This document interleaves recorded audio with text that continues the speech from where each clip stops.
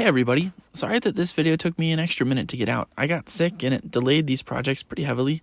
We also hit 200 subscribers, so I decided to take the extra week, rest a little, and make a longer video than normal with some extra content. We'll call it the 200 Kamazing Subscriber Special, a totally not misleading name at all. In fact, we're going to talk new Pokemon and new Gigantamax Pokemon, but it's a secret, don't tell anyone. Anyways, one of the Wiano region's primary bug-type Pokemon is a dual bug-rock type, and that's awesome, but I still want Wiano to have a bona fide rock-type Pokemon to stand as its mascot for that type. That being said, per my usual habits, I didn't want it to be, what's that word? Normal? I guess? I don't know.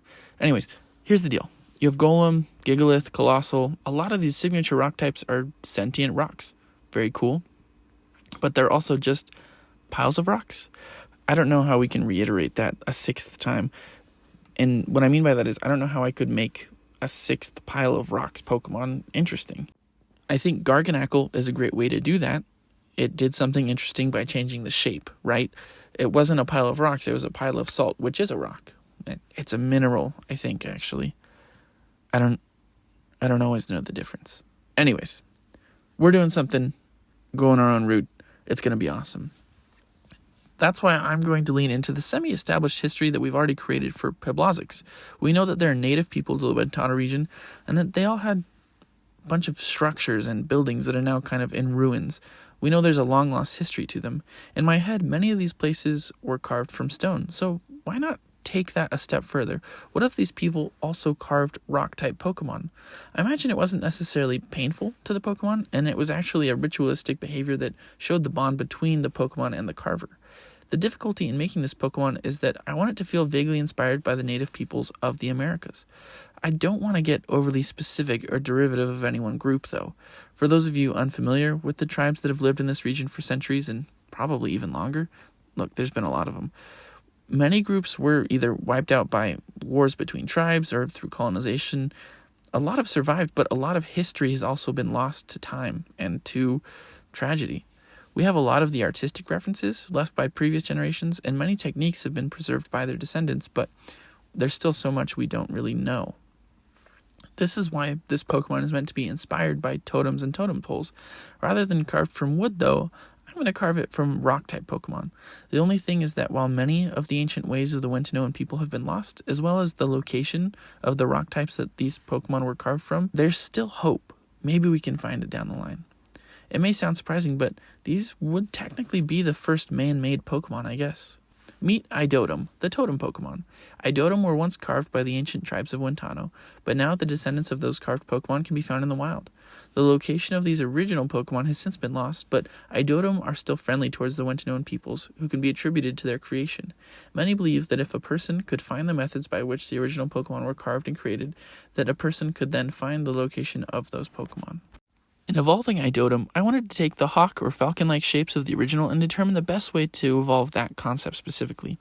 I don't think it would be interesting to just make sequentially larger and larger statues unless I found a way to introduce movement into the equation.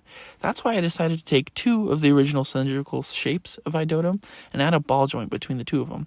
It's not a lot of movement for now, but it allows the creation of a body segmentation and movement within the Pokemon's design. One thing that you might be wondering is, how does this Pokemon get around? I don't have a fantastic answer. I think it's a Geodude situation, which means it just levitates a little bit above the ground. That's what both Idotum and this Pokemon do. They aren't flying, they're both mono rock types that just float above the ground. If you want to try and science how they are doing what they do, then we can. I'm just going to claim Pokemon magic or something, though. It's going to be a hard argument for you to win. The other thing that I want is for this Pokemon to not be restricted to what might be considered conventional movement. What I mean by this is that I want all of the separate pieces of this Pokemon's body to be able to separate or rotate independently. I imagine that Idotum can do this as well with its 3 body portions, but just to a lesser effect. In terms of nature, this Pokemon seems to be ever curious and always watching. It will regularly just levitate in place and rotate its head slowly, taking the world around it. The tricky thing with these first 2 designs is that we actually already have totem pole Pokemon in Natu and Xatu. I thought long and hard about how to ensure that these Pokemon felt unique and separated from those 2. If the idea wasn't original enough, being a totem pole bird, then the execution has to be. That's why I turned it to stone carvings and with a heavy emphasis on cylindrical shapes instead of the round ones prevalent in Natu and Xatu's designs. I'm confident that when you see my Pokemon, you won't think of them as knockoffs of other Pokemon. But let me know what you think in the comments. Did we separate the designs enough? One last thing about these Pokemon, it's a bit of a Magneton situation. What I mean by that is that in order for Idotum to evolve, it has to combine with another Idotum. It doesn't require more carving to the body or anything like that. It's just more Idotum. In terms of the history of this Pokemon, according to records left behind by the ancient ancestors of Wintano, the original Pokemon that Idotum was carved from could not evolve, meaning that Idotum happily underwent the carving process in order to grow and gain the ability to evolve. Meet Totalcan, the totem pole Pokemon. Totalcan are formed when two Idotum come together and evolve. It's thought that this evolution is unlocked by the carving process that ancient Idotum underwent with their trainers. They are known to periodically stop what they're doing, levitate in place, and rotate their heads slowly, as if to take in their surroundings. Curious by nature, these Pokemon seem to see everything and anything with little escaping their notice. While they do have a good range of motion, they also appear to be content holding still for long periods of time. Okay, here's where we're really going to separate ourselves from Natu and Xatu. If you had concerns, I promise they're going to be put to rest here and now. So what's going to be different? Well, we're going to take our stone totem pole Pokemon concept to its completion, a massive totem pole sentry who guards the ancient secrets of Wintano. These Pokemon are also formed when multiple Totalcan come together to evolve. I was inspired, though, by Dunsparce. The best part about Dunsparce, outside of its hilarious name and obviously meme ability, is that it has a second rare form with extra body segments. It's so cool. Anyways, the best part about a totem pole Pokemon is that we can do the same thing. While all three forms for this Pokemon retain the hawk head, you have a chance to gain either a wolf or a snake head as another totem on the pole. The speed drop that you're watching right now is for the most common of the three forms, which has two body segments being the hawk and wolf heads, but don't worry, I'll show off all three forms in the Pokédex section. I think that we're going to say it's like 97% this form, 2% of a three-headed form, and 1% of a one-headed form.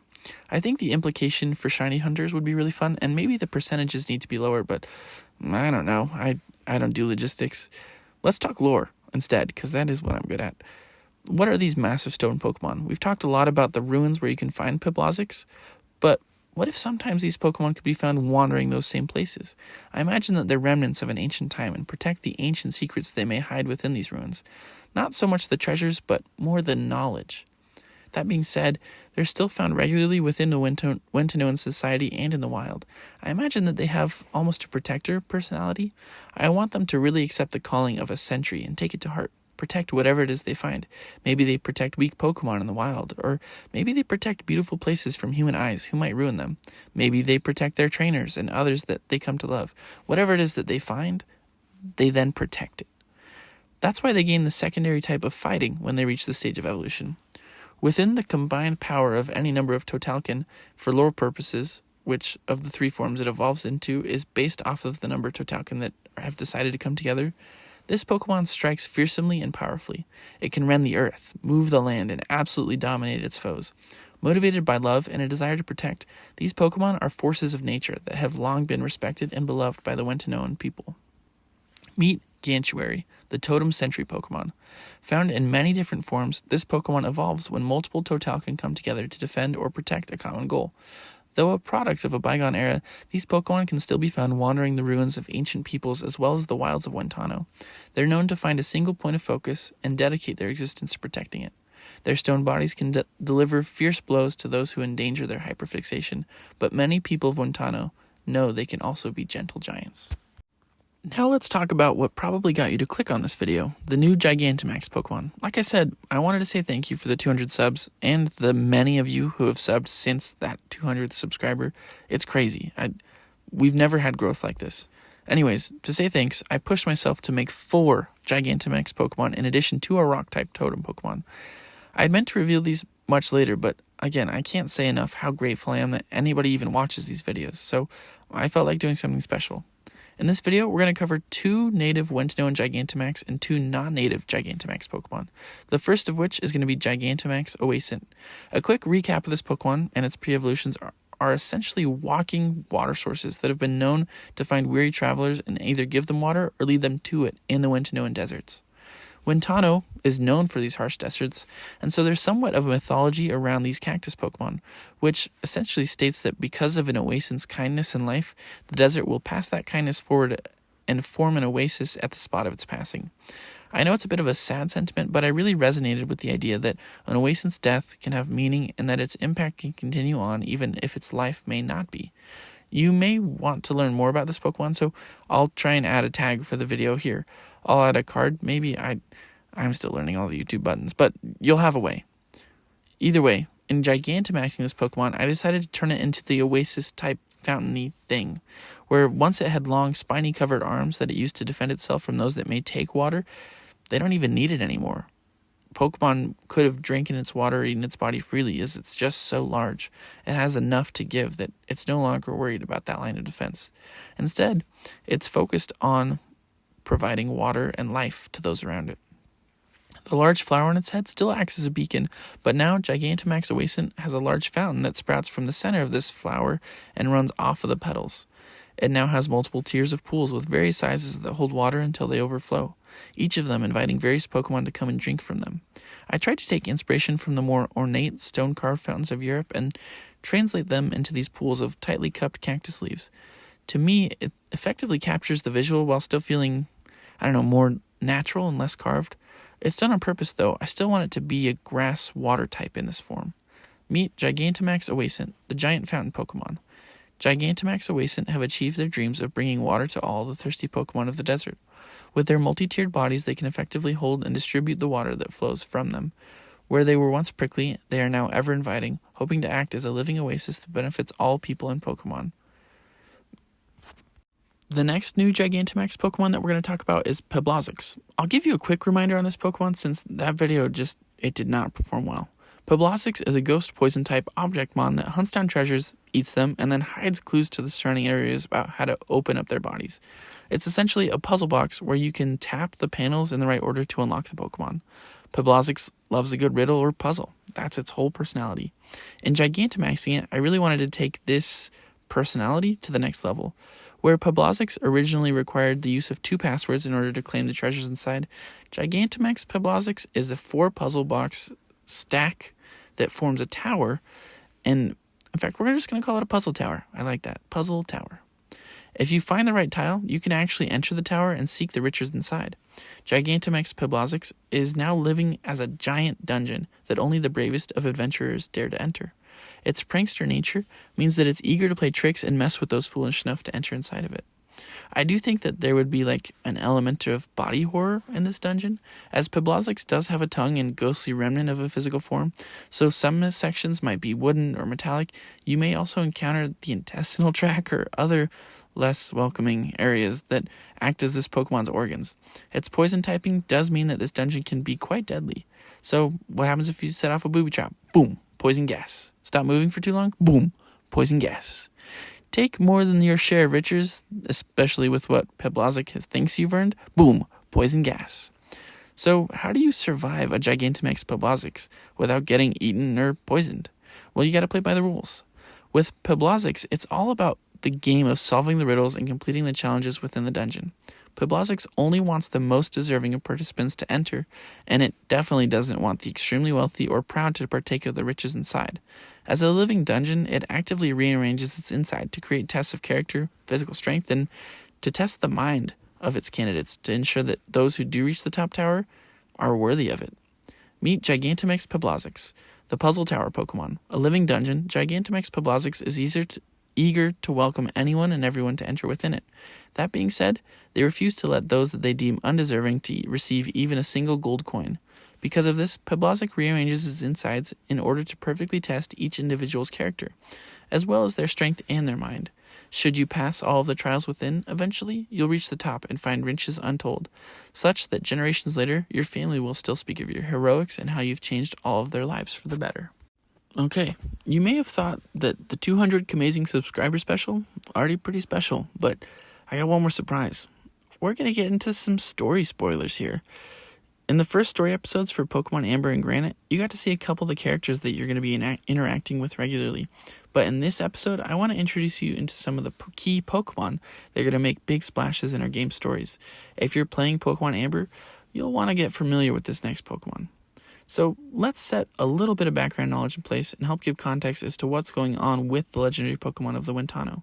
In Pokemon Amber, the Box Legendary bonded together with his friends to subdue and seal the rampaging threat that was an ancient foe.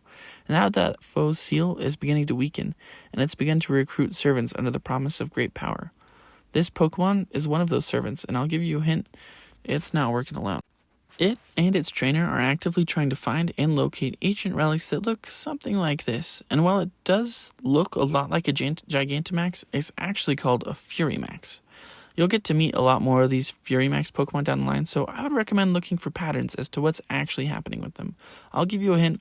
A FuryMax Pokemon is meant to look a lot like a kaiju, where Gigantamax has a little bit more freedom as to what it means to be giant. FuryMax is more like the most monstrous form of this Pokemon, in addition to incredible changes in size.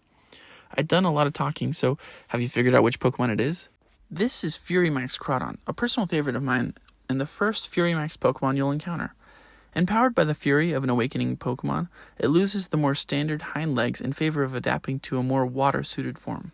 I tried my best to accentuate its massive claws, and in response to this, I wanted it to feel much more top and front heavy, capable of shredding and dissecting foes with its powerful claws. Meet FuryMax Crawdaunt, the furious rogue Pokemon. Crawdaunt has allied itself with a Pokemon long sealed away, gaining incredible powers after claiming an ancient relic. Its massive claws have been seen crushing skyscrapers and wreaking massive havoc with the surrounding areas. What could possibly quell this massive beast with the immense power that have been bestowed upon it? Will legends rise once again to save the Wintano region? So what will you encounter in Pokemon Granite then? What's the counterpart to FuryMax Crawdaunt? I'll give you a few more hints, but only because I told you so much about what's happening in Pokemon Amber. It's a similar base story. A Pokemon long sealed away, thought to be once gone, is now slowly breaking loose from the chains that bind it. The key difference is that while the antagonistic legendary of Pokemon Amber recruits Pokemon to its side with the promise of power and freedom, the antagonistic legendary in Pokemon Granite lures Pokemon in close and seizes full control of those who have succumbed to its temptations. These Pokemon become enthralled with visions of grandeur and heroism, blinded by hypnotism and fully believing that they are the ones who will be the saviors of the Wintano region. That's why these Pokemon don't Gigantamax and they don't FuryMax. Instead, they HeroMax. The naming is also important because these forms will be available across both games, and in Pokemon Amber, the HeroMax Pokemon may actually be partnered with trainers who are going to help you. They might actually be heroes, but in Pokemon Granite, that's not going to be the case. What you're looking at right now is actually HeroMax Heracross. Think of the HeroMax Pokemon as your Super Sentai or Power Ranger Zords. They're meant to be these giant mechanical Voltron-type mechas that are powered up by the powers given to them from the Pokemon Amber Box Legendary, or the antagonist of Pokemon Granite. These HeroMax forms can be unlocked by laying claim to an ancient relic that was used to seal away a legendary Pokemon. Should the hypnotized Pokemon reach and claim these relics, they'll begin to rain terror unless you can stop them. Meet HeroMax Heracross, the unified horn Pokemon. HeroMax Heracross has increased its fighting prowess along with its size. Its horn now sharp as a blade, HeroMax Heracross has been seen cleaving entire mountain ranges in two. Should it open up its carapace, where it once had wings, HeroMax Heracross has twin rocket engines that allow it to move and fly at high speeds despite its massive size. HeroMax Heracross's trainer is thought to be someone who's skilled in battle, cunning, and understands strategy to a T, fully taking advantages where they have them and making their opponents suffer for their weaknesses. And that's all you're going to get out of me for the 200 Amazing subscriber special. Not another peep or spoiler. I've got to have something to show off later, you know? I just can't give it all away now. Really, though, thank you, seriously, for tuning into these videos. I appreciate every like, every view, every subscriber, and I have a lot of fun doing this. The idea that other people do too gives me a lot of comfort, so thank you. If you're seeing this and aren't subscribed, just think about it. It empowers me to do bigger and better things, so I'd love to have you along for the ride. But that's up to you. Until next time, thanks.